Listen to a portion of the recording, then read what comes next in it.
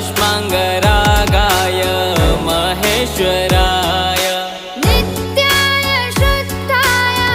दिगम्बराय तस्मै नकाराय नमः शिवाय नित्याय शुद्धाय